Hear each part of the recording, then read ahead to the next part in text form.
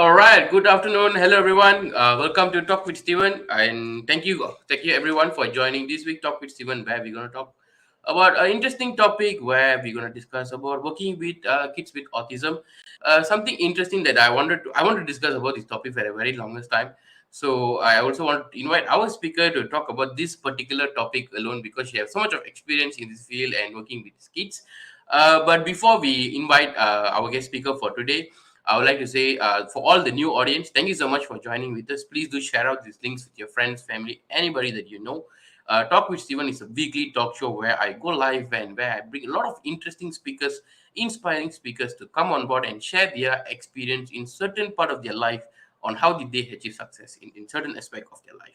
So we have invited many successful entrepreneurs to students to employees who are doing amazingly well in their working force, parents, kids. I interviewed a 7-year-old kid, which was the cutest session ever as well in Talk with Steven. So um, it's all recorded and all is available in the Teenage Entrepreneur platform, where you can get the access to not only for Talk with Steven, but all the amazing talk shows that's available called Changing Realities, Money Matters, ET Youth, and a lot of other interesting conferences, mini workshops by the top executive from different countries, top employees from different like top companies like Amazon, Google, all these amazing people gonna come and do workshop as well. So it's available in the Teenage Entrepreneur platform. You can just Google it, the Teenage Entrepreneur platform by Ascendance. You can have browse through it. Your mind will completely blown, and you can actually get the Teenage Entrepreneur platform for just 150 ringgit a year, and you can access all the previous Talk with Steven episodes and also all the amazing events that is available there as well. So that is a little bit about Teenage Entrepreneur Platform. So today's guest speaker is none other than Huoy Tyng. So Huoy Tyng is a very good friend of mine who is so very passionate in working with kids with special needs, and she has her own journey which is super duper amazing. Like her journey from how from a very successful corporate person, like she was a technical manager in a very big MNC company. She was doing quite well, but she followed her heart, step out from it, step out from her comfort zone and went into entrepreneurship. She has a passion towards fitness and she went into fitness and she became successful as well, and she don't want to stay in the comfort zone again, so she went to venture into something different, which is working with special need kids. And that is a niche right now where she works with a lot of special needs kids as well. So if you want to know Hui Ting's journey of how she has turned from an employee to entrepreneur and how she moved forward in the fitness field and all these things, I interviewed Hui Teng in the previous Talk with Steven session, which is available in our platform as well. Just get it. That session is one of the amazing session as well. So this week we're gonna invite Hui Teng again to specifically talk about how she's working with kids with autism, or also kids with other special needs as well. So Hui Teng is also the founder of EHT Lifestyle, and she has her own web series called Keep It Up, where every Thursday she will do workouts with the clients with have consistent results in whatever that they are doing.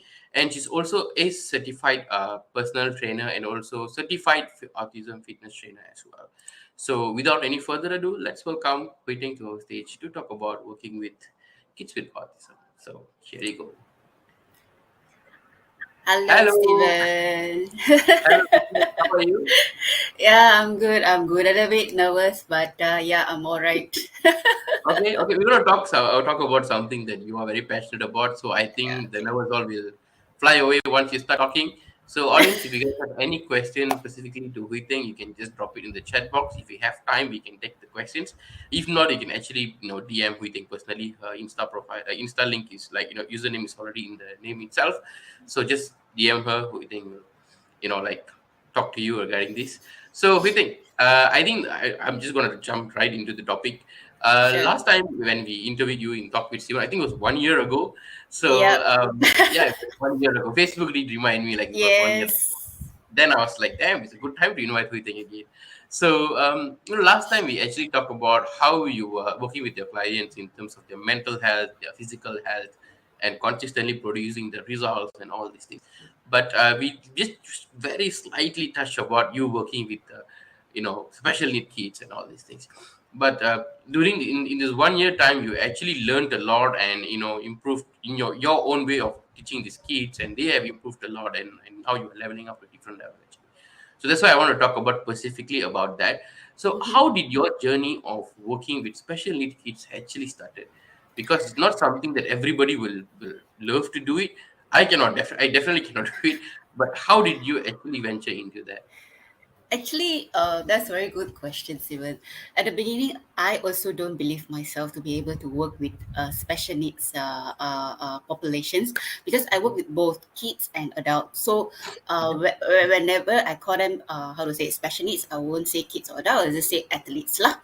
Okay. So I work with many Please. athletes. Yeah, athletes. It's Okay. not just the sports athletes, but it's also Mm. used in our term in autism fitness. We, Okay. how to say, we use at how to say, call them as our athletes. It's easier. Okay. So at the beginning, I also myself having like a doubt whether I can work with them or not. There is this. How do I start venturing into this? How to say, very niche industry is.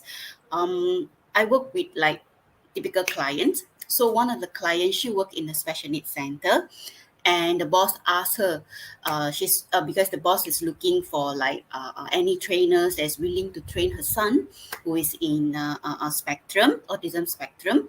So because I'm a client, so immediately she think of me. So Okay. she gave me a call.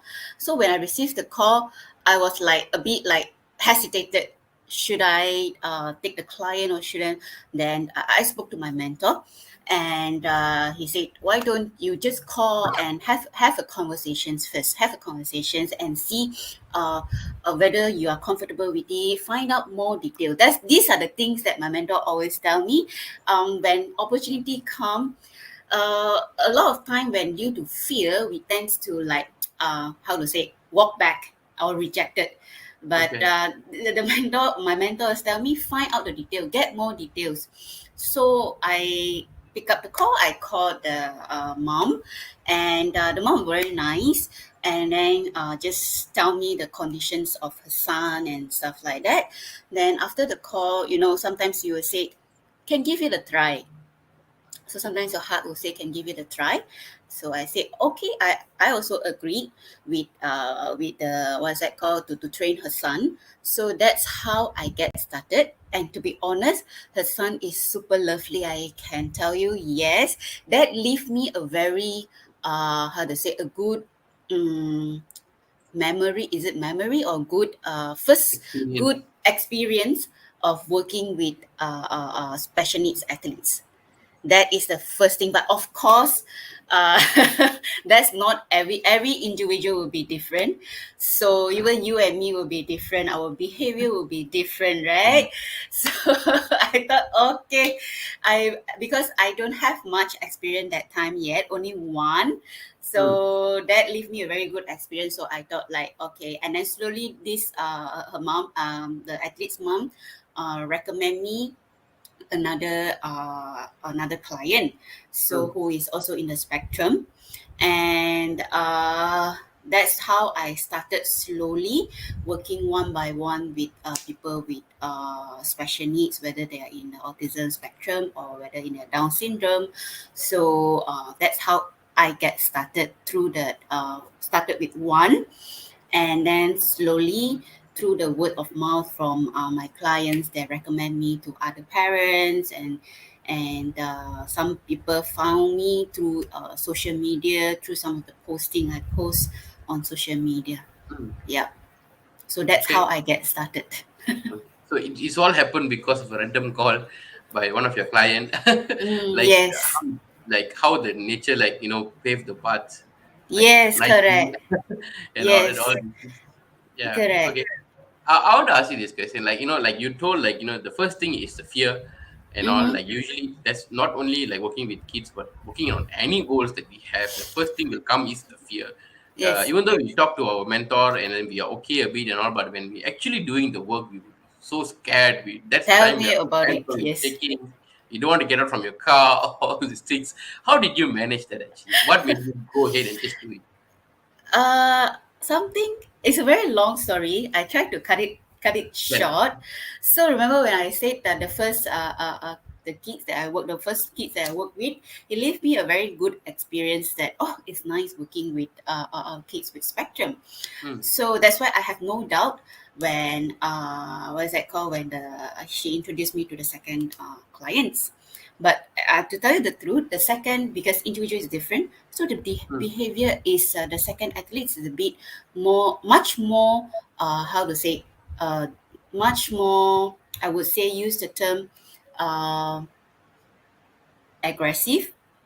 Okay. So I do have fear when handling that. Even the first one, even though he is nice and all this thing, but you know, every time when the first session, you're like, Sabah salah, what should I do? What should I do? And Mm, all this mm, thing, mm. right? So I just remember back what my mentor told me.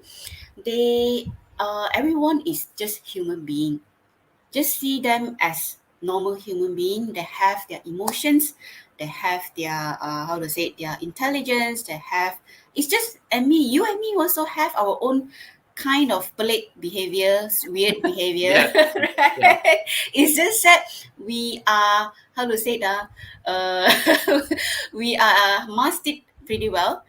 For them, they would show it directly to your face, very truthful. These Very true. things that I learned, yes, they, I learned the truthfulness from them, whether they're happy, not happy, the what, the moment, the things that they don't like, they straight tell you that whether they are how to say, verbal or non-verbal, straight show you to your face. Through, some is use the word, some is through the action, Mm. some is that. That's why, you know, they are more truthful compared to us. You know, so some of the thing I see them as like, I took my mentor advice, like that they are also individual. So what I how to say, work with them. Usually when I work with them, I will keep asking them, are you okay? Are you okay? Something like that. So at the beginning part, for how to say, a few athletes that I work with, is I still have the fear each time when the sessions is about to start. But one thing I keep in my mind is I learned how to set angle Okay. before the each session start, as in like same thing apply to other things, how I want to set angle for each of the meeting, each of the this one, same back to my sessions lah. So I will set angle that I would like, I want to have a good sessions with these athletes, and they learn whatever they can, and I teach whatever I can share with them.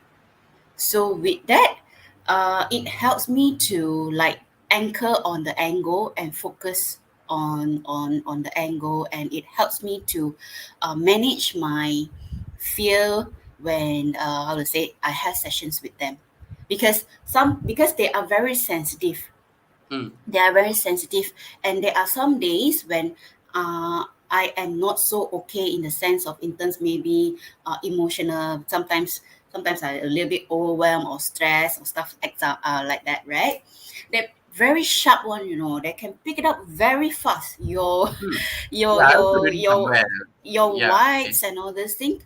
And trust me, that sessions when I was not okay, the sessions will be very how to say, challenging for me. Not only I need to handle myself, but I need to handle them at the same time. So but having the angle helps me a lot.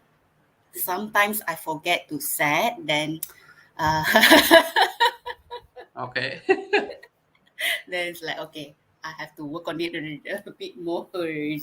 Okay. Yeah, Okay. so Nice. basically having the angle helps me to manage my Nice. fear. I And think you say two interesting things. Like, mm, they are very truthful. Actually, yes, like, yes, they are not someone who will lie or anything. They're very very truthful. And I think when they do something, if you think it as this way, like, they are just being truthful, mm, and all these things, then we won't really take it so seriously. We won't really like do anything much, because they yes, are actually being absolutely truthful with what is yes. happening to them and everything. And at times, right, sometimes I do take it at the beginning stage, I do take Mm, it personally, why they're throwing, they're behaving such a way, why they don't want to do exercise. In our term is called off task, means they will wander everywhere, do anything, everything and anything except doing Mm. the exercise I asked them to do. That's Okay. called off task. So at the beginning, I took it, but very personally. Why is that? Is that my how to say, the teaching they cannot understand? Is there some lacking in my teaching, or something? Something is very personal to me. But Mm. then over time, I learned that most of them, they are having also their own issue. Although some of them they are not verbal or all this, especially those they are not athletes that are non-verbal, something wrong with them, or they are feeling uncomfortable, right? But then they are not able to communicate with you. So the only way they can show or express their emotion is through action. Okay. That Any one scenarios only. happen to you like this? Yeah, example, I give you an example. Past few weeks, right, I have these sessions with one of the 10-year-old boy, and usually he will be very compliant, obey, do the exercise that I asked him to do. Then on that particular day, he's behaving very odd, like how to say, he just walk around here and there, and then sometimes he will use the hand to, like, like, it's not to say he, but I believe he want to say something to me. Okay. And then he just rolling on the floor, kicking and all this thing. So I couldn't understand. So the sessions, in the end, it's like we managed to do something. I managed to get him to do something. I take it Mhm. very, very easy. These are the one of the thing that I learned also. I took it very easy, do the things that he can do, he's comfortable with. Then after finish the sessions, right, I asked the family members, so what happened to him? Why he's behaving like this lah? Then the family members told me, oh, actually not only my sessions, for the past few days, he's been behaving like a weird behavior. Usually he's a lovely boy, so Mm. only for past through 2 3 days he behaving just very weird. And then Okay. later only they found out, oh, he got a tummy problem. So Okay. something that because past few days they have been eating outside food a lot, so probably not cannot, the stomach cannot Mm. adjust to the food, right? So it's like starving here is like very uncomfortable feeling. So after they see Mm. the pharmacy and the doctor, take some medications, so get treated already, then he become the lovely boy again. Then I said, oh, okay, it's not, how to say it, it's not personal to me that he don't want to do Mm. exercise and all these things. It makes me want to take the effort to ask the family member what happened to them. Yeah, so these are the example that you can say they're very truthful. So I pain lah. How one you want me to do exercise? Nah. That's why they say the hitting side. You pain or not? Like Nice, nice. Because they are truthful and they are also they just expressing in a different way. That is yes, all actually. That is really nice. You say that you learned about these and all because the first one is actually trial and error because you also don't know whether you can work or not and all these things. But yes. then after that, I can see that you actually loved it and you Mm, keep started to take the clients and everything. But as you may also know, you don't know many things with how to yes, handle the athletes and all yes, these things. So you actually went up and become a certified trainer for autism and all these things, yeah. right? How does this thing started and like how did you It, go it, about? it it started after, I think, 1.5 year after I, how to say, I certified myself as a fitness trainer. Okay. Then as I started working with more and more special needs athletes, right, I realized that I'm keep looking at what are the things that I can do more. I keep searching on the internet what are the courses that I can learn, so that I can learn more about how to work more, how to say that, how I can work more efficiently, effectively with them. Mm. So and then I keep searching for about half a year, and then I found this course online, not to say online, that Ngam the opportunity in 2019. The trainer Mm. from New York is flying to Asia, Southeast Asia in Singapore to conduct the course. So Oh. these are the opportunity I know my heart, no, I couldn't miss. So I immediately I signed up. I sign up and I book the flight arrangement, accommodation, everything. Then I fly to Singapore to attend the course autism fitness level. That time is level one. So in this workshop, right, in this course, it gives me a in-depth knowledge on how I can work better with athletes, people in spectrum and stuff like that. It's more structured, Mm-hmm. and is you can how to say measure the result in terms of uh, physical fitness, in terms of their motivations of doing the exercise, the compliantness, and in terms of their cognitive, because these are the three things that in autism fitness we are learning how we can improve in terms of their physical fitness, their cognitive, the brain functioning, and the motivations to do the social skill, the behavior, basically. Mm-hmm. So it's very interesting course. So yeah, that's how I, and from there, after completing, because you have exam to pass and all these things, so after completing the course and stuff like that, I apply in my existing athletes. It works pretty well. It works pretty well because it is more structured and you can measure the result, and parents also can see the improvement. And Mm-hmm. how to say, one thing is that working with them, the progressions or the improvement, it will take times, and that will take a lot of patience on that. Yeah, So that that leads to is my next question, because even for like me, where you work with me in my health and everything. If I don't see the results for a while, I'll be like, I don't want to do la, I go and eat la and all yes, these things, right? So yes. how did you like make these athletes motivated towards working with you, like excite them and all this? To tell you the truth, most of the time, how do I motivate them? Not I motivate them, they motivate themselves. Most of the time, because when you program your exercise in a certain manner, in a structured way, Mm-hmm. of course you need to learn. I need to learn how to build the rapport with them first, so that they trust me and they are okay with me. When that relationship is being built, right, that helps them to or say that helps to motivate them to do the exercise. Of course, even for us, there are good days, there are bad days, so which is very normal. But what I see the most is when the trust between both parties has been built up, it's easier to get them to perform certain tasks.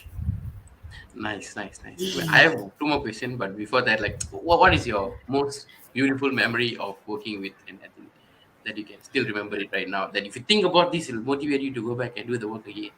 So, uh, so I think Actually, question is spot on. So if you know the discussion is there's already. a lot of good memory. Like back to the first question you asked, why, how I can work with them. Actually, to be honest, I still don't have the answer. But what I know is, I prefer to work with. I'm so sorry to say that to my other clients. I prefer to work with special needs athletes compared to typical. I also love to work with typical, but there's some favoritism here and there lah. So yeah, you asked me to choose. Uh, it's just that when working with them and able to, how to say it, see their progressions, there's a lot of fulfilling or content feeling for me, and there's a lot of good memories working with them. Nice, nice. I I think can't, that's yeah. something to next question. Like Yeah. working with them, yes, it does help the athletes to improve in their fitness, in their their goals that the purpose that they comes to you and all these things. But it also helps you in terms of your own goals in your own personal development. Like you just told, like it makes you really happy, a Mm. feel of accomplished that you actually do work with them and everything. Like how does it actually benefiting you in your personal development that also improve, help you to move towards your goals? One is you mentioned already, it makes me happy. I think that's very important for me because every time when I share my training session story with my mentor, then he'll say, do you know or not, your face glow when you talk about them, when you talk about the kids or the adult that I work with. So generally that makes me happy, and I really love that. And apart from that, what I do learn a lot from them. One thing, a few things like I just share. One of it is I didn't know waiting can be so patient. Okay. Because working with how to say, working with them really require a lot of patience. And you know, they have also their behavior. There are good days, there are bad days, especially when there are bad days. How I can be patient, how I can be okay with it, and not to like throw my tantrum and stuff like that. It require, because if I throw tantrum, if I become impatient, they will pick it up like instantly, and that Mm, makes the sessions more challenging. So one thing definitely I learned: patience. Learn how to be patient, learn to breathe and be patient. And nice. another thing is, this just happened very fresh from oven recently. Okay. Yesterday, Oh, yesterday, okay. I just give you an example that taught me how to be simple, appreciate the little thing that makes you happy. So yesterday, what happened was, um, we are practicing some of the movement, and there's some, I wouldn't say it's like a near miss happened. Near miss means like it's not an accident, but almost like this. It's just that something I miss, third sleep, I didn't catch the ball. It's a Okay. weighted ball. So it is like how to say it, hit my face. Okay. You So okay. I saw the kids also like very, like how to say, very nervous already. They know what they are doing actually. So it's not his fault. It's me that couldn't miss the ball, and like cannot catch the ball. That's You it. know. Yeah. But then I can see he's nervous already. So I was like, okay, trying to calm down, and like talk to him, and then because he liked to ask me to do some, how to say it, not massage. He liked me to do play with him. So I talk to him, I calm him down, and then I start to play with him and all this thing. Then he starts smiling again. He starts smiling again, and I asked him, "Are you happy?" He said, "Yes." I asked why. Surprisingly, he can answer me. I didn't expect. I asked the question, but I didn't expect any Mm. answer. But he answered me back because I like it. I was like taken aback. I was like, "Oh, he's teaching me a lesson to, how to say, focus on the moment, something that focus on this moment, because he like this, he anchor on this happy feeling that most of us, it's very difficult for us to practice that. I mean, at least for myself, because a lot of time when good things happen, for me, I would think like, is this really happening? No lah, something bad is Cannot going to accept. coming, something like that, right? So I cannot have that happy feeling, and when good things happen, usually like I will sabotage myself one, you know. Mm. Mm. But looking at the kid that yesterday, the lesson teach me how to focus on the moment, just focus on the moment and be happy at that moment of time. So Nice. surprise, surprise, right? They teach Yeah, me yeah, so yeah. I was like, well. wow, that is like a wonderful, like very Yeah, deep lesson because yeah. that athlete didn't like, because obviously if I throw something in your face accidentally and then something happened to you, even though it's not my fault, I will, like, I will feel so bad for Guilty, the rest of the bad, week. yes, yes. Yeah, but not only in the moment, like the rest of the week, I don't want to see your face. I will run away from you. Yes, But yes. just forget about it, and and he said sorry. I think he said sorry, and it's like this person, like after that started to focus back on the goals. Like, the person is taking the things with you because you want to be happy, healthy, and all Mm, these things. So mm. immediately focus, snap back to the goals and stuff like that, which which is very difficult. But wow, that Yes. that yeah, yeah. And they can just do it effortlessly, you know. To be honest, yes, he is just one example. I've seen so many example with the athletes that I work with. They'll just move on. Nice, nice. And I'm just so impressed that you did all these things while Mhm. in the pain. of the take it in your face. So I was like, wow, we think you're and you're very, very focused on your end goal as well. So that Yes. is really nice. That is really nice. I Yes. think that's all this experience that you are doing right now made you to take the level two of this autism class as well. I think these are the trainers. So if you, I Yep. think you posted this in your this one. Can you tell Eric's a the little bit trainer. about it? Yeah. Yeah, can you tell a little bit about this, and we can end the session. Okay. I passed my level one autism certifications in 2019. That's where I flew to Singapore and attend the course, and Oh, then oh, yes. COVID happened. Okay. Yes, because COVID happened. And if not, I would have taken it much earlier because I still like physical workshop. Anyways, Mm, mm, it gave me a sense of like really hands-on experience. mm, mm, So after I passed the level one, and then there's a lockdown already, and but I was looking at ways that how I can improve my work better, how I can work. Example, I have a few athletes, right? I want to be more specific. Like for this athlete, he has this issue, and these are the things that I'm currently working with them. And what else can I do? And the when when you say when when you are ready, the teacher will appear and something like that. The resources, when I keep thinking about it, also the thoughts very powerful. When I keep thinking about it, then this just come at the right time. So I received an email from Eric. So that he's starting a level two, and level two is a very specific how to say certifications program, because it's very narrowed down to the related to your athletes, to what you are working with, and how we can, mm, this is what I'm looking for, that I have this athlete, I have with this posture, with these limitations. I've been working with him like uh, for like maybe few sessions. What else can I improve? So how I can better correct the posture, better help in terms of boosting their motivations or behavior, or their cognitive functions. Because not just physical fitness we are looking at, we are also looking at the other two, the behavior and the brain cognitive functions, right? So how I can further improve that.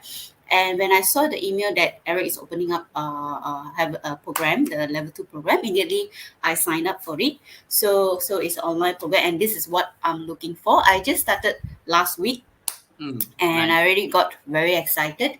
I dropped a lot of video to Eric. Hopefully, I didn't bombard his Google the mm, mailbox. nice, So because these are the things that I love. I love to do, and I really want how to say that, what will say that, my athletes, how I can further improve their nice. performance.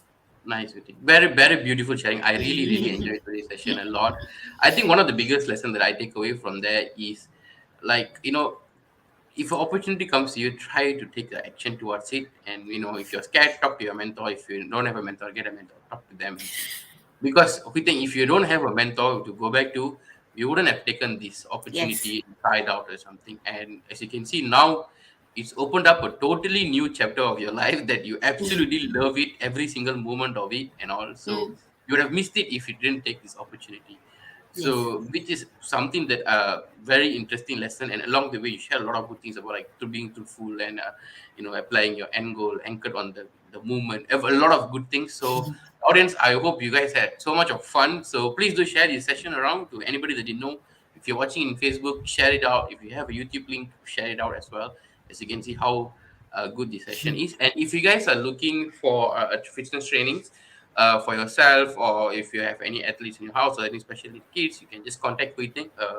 Instagram ID is already there, or I can just put the Huoy Tyng's number in the in the screen is coming. So pause this video, get it now, and contact Huoy Tyng so that she can have a chat with you, and then she can see how else she can work with you and in you improving in your goals and whatnot. So thank you so much, Huoy Tyng. It was a wonderful session. I really, really enjoyed it. I'm so happy that after 1 year, I decided to call you back again for this project because I really, really had so much of fun. Thank you, Steven, for having me in your talk. I do have fun also. I didn't know. Oh, so much feedback. Like you say, I like to when I talk about that, I feel the excitement, I feel the happiness. So thank Yeah. you. Yes, it's a very genuine sharing because I didn't send any pre-questions to Huiting. I just said, let's come and talk about this. And then Huiting was like, okay. So as you can see, a lot of questions that I asked today was very impromptu. So it's very, very nice sharing to come from the bottom of your heart. Thank you so much, Huiting. So Thank you. to all our audience watching today, thank you so much. See you guys again next week in another episode of Talk with Steven. Bye. Bye bye.